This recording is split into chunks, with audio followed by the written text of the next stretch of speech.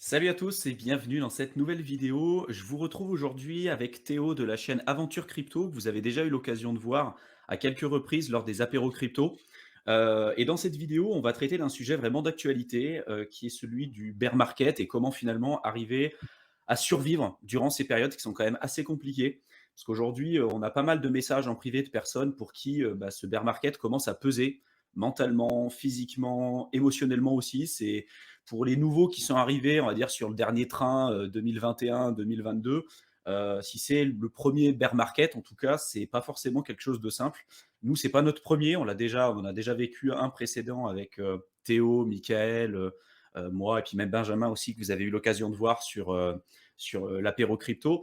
Et donc, il y a pas mal de choses qu'on a appris durant ces différents cycles et je pense peut-être certains points clés qu'on pourra essayer de vous partager durant cette vidéo pour vous aider à passer ces périodes qui sont quand même assez difficiles et assez compliquées pour ceux qui n'ont encore jamais vécu ça jusqu'à présent. Donc, je ne sais pas si tu veux commencer, Théo, peut-être déjà expliquer les points qui, pour toi, t'ont aidé à survivre durant ces périodes assez compliquées. Qu'est-ce qui est pour toi important de comprendre, à connaître? Qu'est-ce qui t'a aidé, toi, mentalement, psychologiquement, émotionnellement, à tenir justement durant ces périodes? Ouais, moi, au final, je dirais le point le plus important, c'est un retour aux fondamentaux, au final. Parce que c'est vrai que quand on arrive sur des périodes, d'euphorie, on oublie complètement les fondamentaux. Il y a tout qui pump et on laisse de côté, voilà, tout ce qui est réellement important et voilà, ça on s'en fiche de tout, c'est juste le prix, le prix, le prix et au final, se dire que, bon, on a quand même investi sur des actifs, en principe, on peut avoir une partie de shitcoin, bien sûr, mais avoir des actifs, plutôt solides et après se mettre dans une vision long terme et regarder aussi les cycles de marché, dézoomer un petit peu. Parce que souvent on a tendance à avoir la tête dans le guidon, de dire: «Ah ça fait que monter, ça fait que monter» et vouloir, acheter, vendre ou alors, voir que ça fait que baisser et au final être un peu, voilà, dans une situation qui peut être un peu compliquée mentalement. Mais, comme tu l'as dit, on a vécu déjà, 2 cycles. Donc nous, moi, enfin, le dernier bull run, voilà, je l'ai suivi un petit peu, mais je me suis vraiment rentré dans la crypto lors du, précédent bear et au final, on s c'est plus une bonne période pour accumuler. Mais après, c'est vrai qu'il faut le courage de passer à l'action, mais toujours en tenant en compte les fondamentaux, c'est-à-dire, investir, de l'argent qu'on peut se permettre de perdre. Parce que la crypto, voilà, c'est, jamais se mettre en situation de danger financièrement, donc pas investir de l'argent dont on sait en avance qu'on peut en avoir besoin et toujours garder un matelas d'épargne. Ça, c'est un peu les bases pour, justement ne pas être dans des situations où on va avoir besoin de cet argent et avoir un portefeuille qui a baissé de qui a pris moins 80. Donc ça, c'est un peu les bases et du coup, beh, déjà, rien que ça, le fait d'avoir investi de l'argent qu'on peut se permettre de perdre, bon, beh, on dès le début, on savait qu'on pouvait se permettre de le perdre. Donc si on se trouve dans ce cas-là, bien évidemment, ça va pas faire plaisir, mais on n'est pas en danger, voilà, on n'est pas en danger de notre santé financière, et notre santé mentale surtout que où ça peut être très dur. Et après, quand on dézoome encore un peu plus loin, on se rend compte qu'au final, beh, les cycles en crypto, il y a rien de plus normal et tous les 4 5 ans, on fait un cycle complet avec, un bear market, bon, ce qu'on entend dire actuellement, et après le bull market qui reviendra forcément. Après, les proportions, les chiffres qu'on atteindra, bien sûr, on peut pas le savoir en avance. Par contre, on sait que voilà, la tendance, une tendance continue jamais à l'infini, comme dans les marchés financiers classiques. Et la crypto, c'est pareil. Donc, ben, voilà, on est dans une mauvaise passe. Il faut juste être patient.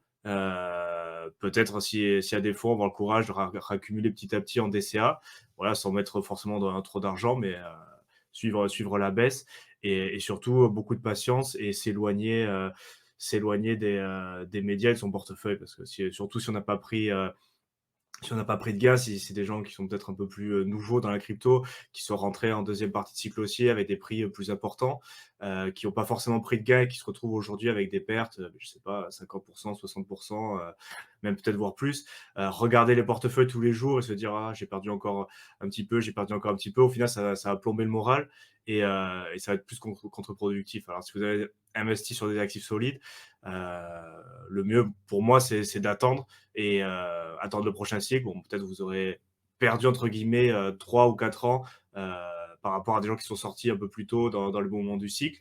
Mais bon, tant que c'est pas vendu, si les actifs sont solides, ben ça c'est pas perdu.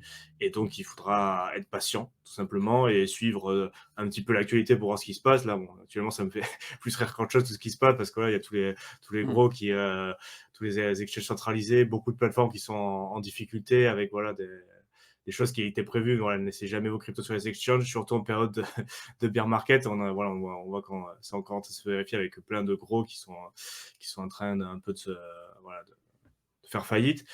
Et donc, bon, après, je sais pas si toi, tu veux compléter un peu, Thibaut, mais Bah, ouais, alors ce que tu dis, c'est intéressant, quand tu parles d'acheter des actifs solides, en fait, t c'est bien de le dire parce que derrière, tu vois, la proposition, en tout cas, ce qu'on peut retrouver beaucoup de fois sur internet quand, tu investis, sur des cryptos, on dit tout le temps: «C'est bon, tu les détiens, ça fonctionne sous forme de cycle, donc ah, forcément ça va réaugmenter lors du prochain cycle». C'est pas forcément vrai. Encore une fois, ça va dépendre des actifs, qu'on s'est procurés et qu'on a en portefeuille.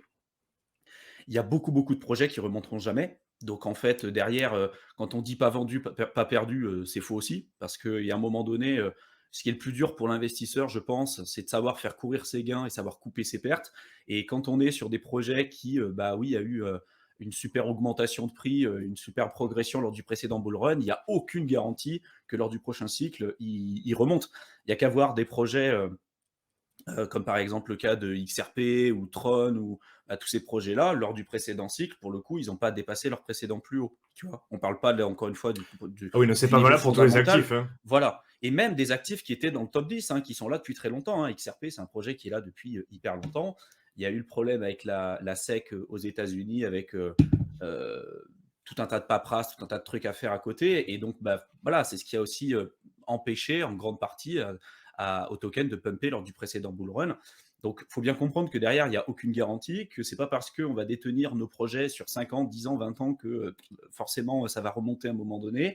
Ce qui est certain, c'est qu'en bull run, peu importe en fonction de l'étape du bull run, on va dire plutôt quand on est vers la fin, euh, peu importe les projets qu'on aura achetés, de toute façon, durant ces saisons-là, ça va pumper, parce que le fondamental est complètement décorrélé de la croissance en termes de prix. Mais c'est pas parce qu'on va acheter des projets sur le précédent bull run qu'on va le détenir sur toute la période de bear market que lors du prochain cycle, ça va de nouveau réaugmenter. Il n'y a aucune garantie par rapport à ça. Après, je pense que ce qui est important à comprendre, c'est d'essayer on va dire, de mettre des points de vigilance pour savoir déjà si on était peut-être trop surexposé ou pas au marché. Parce que quand on commence à regarder tous les jours notre portefeuille, à réactualiser plusieurs fois par jour notre bloc-folio ou sur CoinMarketCap, regarder combien vaut notre portefeuille, si on commence à faire ça tous les jours, si on commence à être stressé, on a du mal à dormir la nuit, là, en fait, il y a plusieurs questions à se poser. C'est-à-dire qu'au-delà de savoir les projets sur lesquels on a investi, les véritables questions, c'est déjà est-ce qu'on a respecté les règles de base d'allocation d'actifs? Est-ce qu'on n'a pas emprunté de l'argent pour investir dans la crypto-monnaie? Est-ce qu'on n'a pas utilisé de l'effet de levier? Est-ce que derrière, l'argent qu'on a investi, c'est quelque chose qui est sain pour nous? Je veux dire, si c'est de l'argent, comme l'a dit Théo, dont on avait besoin pour pouvoir se nourrir ou qu'on avait besoin de récupérer à coup sûr dans 1 an ou 2 ans parce qu'on avait planifié éventuellement que le bull run allait s'arrêter d'ici 1 an ou 2 ans, voilà, ça pour moi, c'est des points de très haute vigilance à avoir parce qu'on ne sait jamais ce qui peut se passer. On n'a qu'à voir en 2021, tout le monde s'attendait à voir un Bitcoin à 100 000, 200 000 dollars. Résultat, le cycle a été quand même assez différent de ce qu'on avait pu connaître sur l'année 2017, avec ce qu'on appelle un blow off top, donc une vraie croissance exponentielle et une phase euphorique. On l'a un petit peu connu sur l'année, fin d'année 2021, mais c'était assez différent quand même du cycle précédent. Là, en plus de ça, vient se rajouter la période de récession économique avec une augmentation des taux d'intérêt. Et on sait qu'aujourd'hui, malgré ce que beaucoup de gens pensent, le marché des crypto-monnaies n'est pas décorrélé du marché des actions notamment, puis des marchés financiers traditionnels. C'est vu comme un actif aujourd'hui très spéculatif de la part de la plupart aujourd'hui des investisseurs. Quand on a une augmentation des taux d'intérêt, bah, souvent l'argent du coup coûte plus cher. Donc on a une baisse des actifs comme des actifs risqués comme les actions et des actifs encore plus risqués comme les crypto-monnaies. Et quand les taux d'intérêt vont baisser, là souvent l'argent du coup coûte moins cher et là on va réinvestir une partie de l'argent sur des actifs risqués comme les actions, également les crypto-monnaies. Aujourd'hui, c'est pas ce qu'on voit. On est dans une circonstance, en tout cas, dans un modèle économique qui fait qu'aujourd'hui, bah, on se rapproche beaucoup plus d'une récession. D'ailleurs, on est en récession. Les gens ont peur, n'ont pas forcément envie d'investir dans des actifs spéculatifs. Et donc, on ne sait pas si le cycle, en tout cas le cycle baissier, peut être amené à durer plus longtemps que prévu. C'est-à-dire qu'on dit souvent 1 année de bear market, 3 années de bull market. En général, c'est à peu près ça dans les cycles. peut-être que là, avec, une période de récession telle qu'on l'a encore jamais connue jusqu'à maintenant, parce qu'il faut savoir que le bitcoin, ça a été créé en 2008 après la crise des subprimes. Le Genesis Block, c'est, janvier 2009. Donc en fait, on a connu qu'une période de bull market avec les crypto-monnaies, avec une impression monétaire importante et des taux d'intérêt qui ne faisaient que baisser. Là, on commence à voir un petit peu l'inverse. Donc comment va se comporter les crypto-monnaies on va dire dans des circonstances pareilles? On n'a pas vraiment de recul par rapport à ça. J'ai ma propre idée là-dessus et je pense qu'on fera une vidéo, Mickaël et Théo peut-être à ce sujet si ça vous intéresse. Mais en tout cas, il faut partir du principe que souvent quand on investit, on a en tête un seul scénario qu'on va privilégier et on va occulter complètement tous les autres scénarios. Ça peut être, bah, tiens, je vais planifier que le bear market, comme les cycles précédents, ça va durer 1 an. Oui, mais si là, le bear market, il va durer 4 ans, s'il dure 5 ans, qu'est-ce que je fais? Est-ce que là, mon plan, il est toujours, carré? Est-ce que ça va pas me mettre dans des positions compliquées et cetera et cetera? Je pense que l'erreur que font beaucoup de personnes en bull market et du coup, bah, pour survivre durant ces périodes de bear market, c'est qu'ils vont privilégier un seul et unique scénario et ils vont pas faire attention à toutes les différentes possibilités et de mettre, on va dire, peut-être des, ouais, des statistiques, des probabilités sur chacune de ces éventualités. Des fois, c'est peut-être 1% de chance à ce qu'on arrive sur un scénario comme celui que je vous ai évoqué tout à l'heure. Néanmoins, il reste possible, il reste crédible. Et est-ce que vous avez planifié aussi par rapport à ça? Est-ce que vous avez modifié votre allocation d'actifs par rapport à ça? Donc ça, c'est vraiment hyper important. Et moi, je sais que c'est vraiment quelque chose qui m'a aidé de me dire que de prendre le pire des scénarios et de planifier, on va dire, mon allocation d'actifs, mon investissement et puis ma réflexion concernant l'écosystème par rapport à ça. Et pas par rapport au meilleur des scénarios possibles, parce que bon, bah, on se rend compte que si le meilleur n'arrive pas, en général, ça fait quand même plutôt mal, quoi. Je sais pas si tu es d'accord avec moi, Théo? Ouais, tout à fait. Mais après, moi, ça rejoint un peu, ce qu'on a dit au début, mais c'est vraiment se reconcentrer sur les fondamentaux et sur sa stratégie. C'est à la fois ces moments où, beh, le temps qu'on a, parce qu'il y a pas grand chose à faire, à part peut-être, racheter un tout petit peu, c'est rentrer sur des prix, un peu plus bas. Mais, voilà, comme l'a dit Thibaut, ça peut encore baisser, donc, à vous de voir. Après, c'est le moment de voilà, travailler sa stratégie. Bon, si on a déjà un portefeuille constitué, qu'est-ce qu'on fait? Est-ce qu'il y a besoin de réalloquer, ou est-ce que ça on peut survivre 2 ans de bière avec, ce portefeuille? Ou alors, beh, ceux qui sont peut-être pas encore rentrés, ou qui ont commencé à s'y intéresser récemment, c'est un très bon moment pour faire sa stratégie et justement penser à ces scénarios-là. C'est-à-dire, est-ce que si ça baisse pendant 2 ans, qu'est-ce que je fais? Si ça baisse pendant 2 ans et après sur une année, on a un run-off, important, qu'est-ce que je fais? Est-ce que je vends une partie? Est-ce que j'en garde? Est-ce que j'attends? Et donc là, du coup, avoir sa stratégie et comme tu l'as dit, les scénarios, avec si possible des probabilités en face, moi je pense que c'est un bon moment de le travailler pour l'avoir, beh, justement quand ça repartira à la hausse ou quand il se passera peut-être plus de choses, l'avoir déjà tout planifié pour, ne pas se rencontrer dans le cas inverse, c'est-à-dire, bon là on fait une vidéo qui est plus tournée comment survivre dans un beer, mais voilà, il faudra s'y penser aux périodes de cycle haussier où là, par contre, il faudra plus se préoccuper de comment on fait pour prendre nos gains de manière raisonnable, avoir une stratégie en place. Et c'est dans ces moments-là, justement, qu'il faut commencer à y penser quand c'est assez calme. Parce que bon, c'est un peu, bon, c'est un peu déprimant parce qu'il y a les actifs font que baisser, il y a des mauvaises nouvelles en cascade. Mais au final, bon, il y a pas grand chose à faire et ce temps, on peut, au lieu de déprimer, de regarder le portefeuille, de voir que ça baisse, on peut se dire: «Bon, beh, d'accord, c'est la situation, elle est comme elle est, beh, qu'est-ce que je vais faire? Qu'est-ce que je peux mettre en place pour le futur par rapport à ça? Et comment je peux positionner moi?» Et penser aussi, au prochain cycle parce que, comme on l'a dit, il va forcément y avoir un bull run. Les proportions, on le sait pas, le timing, on le sait pas non plus, mais ça arrivera forcément. Après voilà, on ne dit pas qu'on va faire des fois 200, des fois 300, mais bon, il y aura un autre cycle haussier.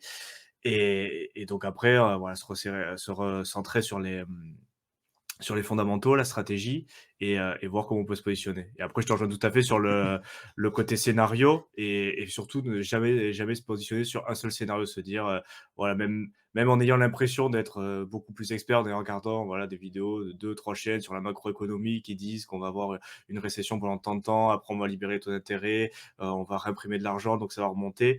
Voilà, vous focalisez jamais sur un seul scénario et surtout jamais positionner tout son portefeuille, heu bon, pour maximiser ses gains, dans le cas où ce scénario arrive. Parce que du coup, ça veut dire que vous avez peut-être laissé à côté, le côté perte dans le cas où ça arrive pas. Et donc il Mmh. faut quand même avoir, plusieurs scénarios privilégiés, avec, bon, des pourcentages si possible à côté et quand même avoir un portefeuille qui est quand même assez souple pour permettre voilà, de maximiser des gains, mais aussi, surtout, d'éviter les pertes. Parce que pour moi, le pire cas qui puisse arriver, c'est de perdre tout mon portefeuille crypto. Pratiquement, on va dire qu'il se passe même, ça ne sera pas forcément du bear market, mais dans la crypto, bon, il y a d'autres risques. Le risque technologique, par exemple, je peux me faire hacker, je peux perdre, il y a plein de choses bon, qui peuvent se passer pour perdre tous mes fonds. Mais même si je perds tous mes fonds actuellement, bon, évidemment, ça va pas me faire plaisir du tout, mais je suis pas en risque financier parce que voilà, j'ai un matelas de sécurité, j'ai quelques autres actifs à côté.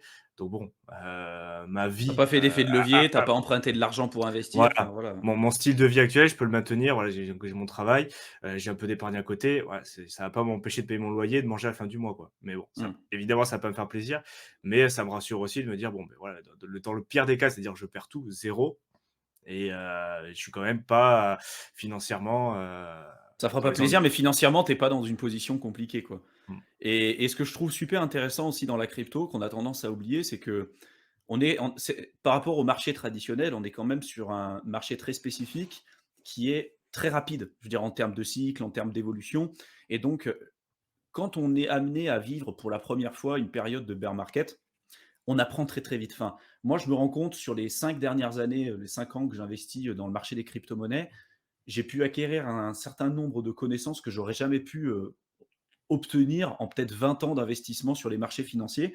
Parce que pour vivre toutes les cycles, toutes les périodes à la fois d'euphorie, de capitulation, de dépression, toutes les questions que tu es amené à te poser sur un cycle crypto, tu peux le vivre en 4, 5 ans.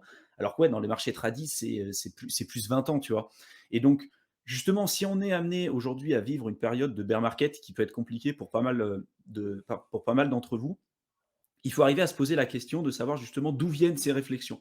Est-ce que la réflexion du stress qu'on pourrait avoir, c'est bah finalement, je sais pas, j'ai investi dans 50 projets différents, je sais pas dans quoi j'ai investi, du coup j'ai un peu peur parce que je me dis lequel va remonter, je sais pas comment j'ai alloué mon portefeuille, j'ai fait n'importe quoi. Bon, bah là, clairement, il y a des choses à apprendre. Là, si vous vous rendez compte que vous êtes dans cette situation, bah, c'est quels sont aujourd'hui les différents points et les différentes actions que vous pouvez mettre en place pour lutter contre les erreurs que vous avez faites juste avant. Par exemple, encore une fois, vous avez investi dans 50 projets différents, vous ne savez pas dans quoi vous avez investi. Donc forcément, dès que ça baisse, vous avez peur parce que vous avez aucunement confiance dans vos investissements. Donc ça, c'est un premier point. Le deuxième point, c'est bah, vous avez investi trop d'argent parce que, je sais pas, à 45 000, 50 000 dollars pour le Bitcoin, on vous disait sur Internet, ça va monter à 100 000, 200 000, 300 000. Donc vous avez commencé à prendre plus de risques. Vous avez mis une portion beaucoup plus importante dans la crypto que ce que vous auriez dû faire. Donc ça, vous voyez, c'est un point aussi super important à avoir en tête. Ça peut être aussi, bah, j'ai fait confiance aveuglément à des personnes sur Internet. Et nous, on dit tout le temps, que ce soit avec Théo, Mickaël, moi, on vous dit tout le temps de ne faire confiance à personne et même pas à nous. Dire que nous, on peut se tromper. Et la seule personne à qui vous devez vraiment avoir confiance, surtout dans l'écosystème crypto, c'est vraiment vous-même. Donc derrière, il y a toutes ces questions-là à savoir d'où elles viennent, d'où elles peuvent provenir et comment vous pouvez éventuellement les corriger parce que forcément vous avez fait des erreurs pour le prochain cycle. Et là, je suis intimement convaincu que de toute façon, les réponses, vous les avez déjà. Vous savez déjà en fait les erreurs que vous avez faites. Ça peut être aussi de ne pas avoir pris de bénéfices parce que vous pensiez que ça allait toujours monter plus haut. Ça, je le répète tout le temps, mais vous ne pourrez jamais vous en vouloir d'avoir gagné de l'argent. Vous ne pourrez jamais acheter au plus bas, revendre au plus haut. Ou si vous le faites, ça sera anecdotique et ça sera plutôt de la chance que d'une réelle capacité à pouvoir déterminer les plus bas et les plus hauts. Et peu importe de toute façon que vous n'arriviez pas à vendre au plus haut, du moment où vous le vendez plus haut que ce que vous avez acheté. L'objectif, c'est de faire de l'argent. Vous ne pourrez jamais vous en vouloir d'avoir gagné de l'argent. Par contre, là où vous pourrez vraiment vous en vouloir, et c'est peut-être le cas pour certaines personnes qui regardent la vidéo, c'est d'avoir eu la possibilité de gagner de l'argent, d'avoir des plus-values latentes qui quelquefois étaient importantes, et de ne pas avoir eu la capacité de ne serait-ce que prendre une petite partie de bénéfice, parce que bah, vous pensiez que ça allait encore monter plus haut, etc. Donc là, vous avez vécu une période de grid, donc de cupidité, alors que quand on est en bear market, justement, là après, c'est plutôt la peur qui va se faire ressentir. Donc, moi, les préconisations que je donnerais, ça serait dans un premier temps d'analyser la situation dans laquelle on se retrouve aujourd'hui pour éviter de faire les erreurs pour le prochain cycle et surtout de comprendre qu'il y a une partie des aspects dans l'investissement de manière générale et plus spécifiquement en crypto que de toute façon, vous ne pourrez pas maîtriser. C'est pas parce que vous allez regarder des centaines d'heures de contenu sur YouTube, que vous allez regarder tout ce qui se passe sur Twitter ou sur tous les médias crypto, que vous allez faire venir le bull run plus rapidement, hein. Ça ne changera rien du tout, hein. Donc, à un moment donné, moi, je sais que j'ai fait cette erreur-là pendant près de 2 ans, où je faisais que lire tout ce qui se passait, parce que j'avais l'impression que plus j'en savais, plus le bull run allait arriver rapidement et puis plus ça me rassurait aussi d'une certaine manière et j'occultais tout ce qui se passait à côté dans ma vie. J'avais arrêté le sport, j'avais arrêté de voir les amis, j'avais arrêté d'aller faire des sorties éventuellement avec ma famille et cetera. Ce qui fait que pendant 2 ans, en fait, j'ai pas vraiment vécu et j'ai subi le bear market de plein fouet parce que j'étais tout le temps axé uniquement là-dessus. Parce que pour moi, c'était non, c'était pas possible. Forcément, plus j'en apprenais, plus j'allais être capable de pouvoir remonter la pente rapidement. Mais c'est pas vrai. À un moment donné, il faut arriver à lâcher prise, de se dire de toute façon, il y a des trucs que je maîtrise pas. Si le marché, là, il latéralise ou il baisse encore pendant 3 ans, je vais pas arrêter de vivre et je vais pas rester dans ma tanière encore pendant 3 ans ou 5 ans. C'est pas possible. À un moment donné, le plus important, ce qu'il faut que vous compreniez, c'est votre santé mentale, physique, émotionnelle. Et donc derrière, bah, quels sont les leviers, les actions que vous êtes capable aujourd'hui de mettre en place aujourd'hui et maintenant pour éviter de refaire ces erreurs par la suite. Et après, quels sont les leviers que de toute façon vous ne pouvez pas maîtriser. Et l'un des leviers, c'est le cours de la crypto. De toute façon, ça, vous ne pouvez pas le prédire. Donc, il y a une stratégie, il y a un certain nombre de garde-fous, comprendre que bah, il y a toujours des risques. Et plus on va prendre de risques, plus on va essayer de chercher du rendement. Mais l'idée, c'est de trouver un équilibre par rapport à notre situation personnelle et par rapport à nos objectifs. Et puis après, bah, de garder un équilibre avec tout ce que vous faites à côté. N'arrêtez pas de faire du sport, n'arrêtez pas de voir vos amis, n'arrêtez pas de voir votre famille ou de découvrir des nouvelles personnes parce que vous avez investi dans la crypto-monnaie et que là, peut-être vous êtes pris une douche froide sur ce bear market. C'est pas ça qui va faire revenir le marché plus vite, quoi. Je sais pas si toi tu l'as vécu comme ça, Théo, un peu ce truc-là précédemment où tu sais, tu as l'impression que plus tu vas en apprendre, plus tu vas en connaître des trucs, plus tu as l'impression que tu avances, mais en fait, c'est pas le cas, tu vois. Tu occultes beaucoup d'autres aspects pour avoir on va dire un esprit sain, un équilibre dans ta vie. Et c'est ça, en fait, qui te fait tenir aussi en bear market, moi, je trouve. Si tu continues de faire du sport, tu continues de faire une vie et tu n'es plus dans l'espérance tout de suite que ça repump, en fait, tu te détaches beaucoup plus du prix de tes investissements et c'est beaucoup plus sain pour même tes performances futures, quoi. Après oui, peut-être pas dans telle proportion, mais ouais, c'est vrai que ça m'avait bien pris la tête quand même de voir le portefeuille, de regarder, par ouais, actualiser pour voir, 3, 4, 5 fois par jour pour voir, ce qui se passait et lire et voilà, faire un peu doom scrolling, c'est-à-dire regarder les mauvaises nouvelles après mauvaises nouvelles après mauvaises nouvelles, se dire: «Tain, Ouais. quand est-ce que ça va changer?» Et franchement, voilà, ça même sans s'arrêter de faire, voilà, d'autres choses à côté. C'est vrai que ça prend pas mal la tête, ça te met dans un état mental qui est pas forcément, optimal et c'est pour ça que nous, enfin moi je le conseille pas personnellement, il faut vraiment essayer de se détacher le plus possible de tout ce qui est médias, regarder son portefeuille, surtout quand ça va mal, ou alors avec un peu plus d'expérience, se dire: «Bon, ben voilà, on s'y attendait, hein, à chaque fois il y a de la casse, hein, dans les bear markets», mais voilà, essayer de s'en détacher, surtout au début, le plus possible et bon, en réfléchissant un petit peu, mettant en place des stratégies, voir ce qu'on peut faire, mais pas y penser toute la journée et et se laisser l'espace mental pour autre chose, quoi. Voilà, que Mmh. changer les idées. Bon, en plus, là, on commence à arriver à une période où là, il fait un peu froid, bon, c'est l'hiver. Si en plus vous rajoutez tout ce charge mentale de la crypto qui baisse, plus d'autres choses qui, bon, il se passe plein de choses dans le monde, hein, mais bon, ça, on peut vite trouver des mauvaises infos pour ajouter de l'anxiété à tout ça.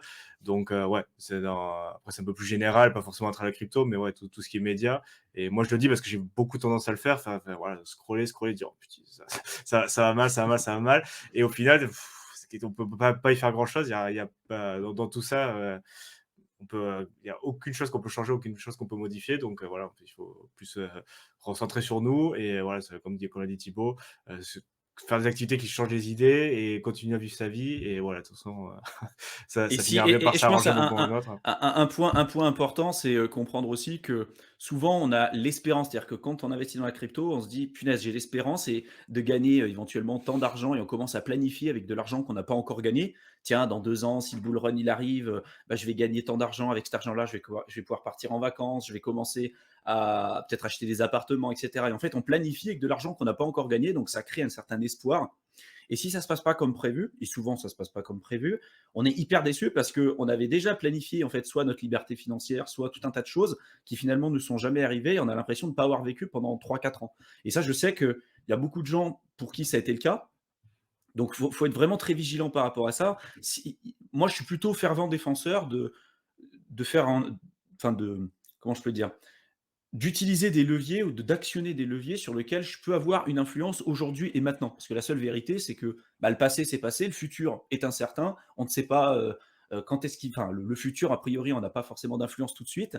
Donc, La seule chose sur lequel on est capable d'avoir une influence aujourd'hui et maintenant, c'est sur le présent.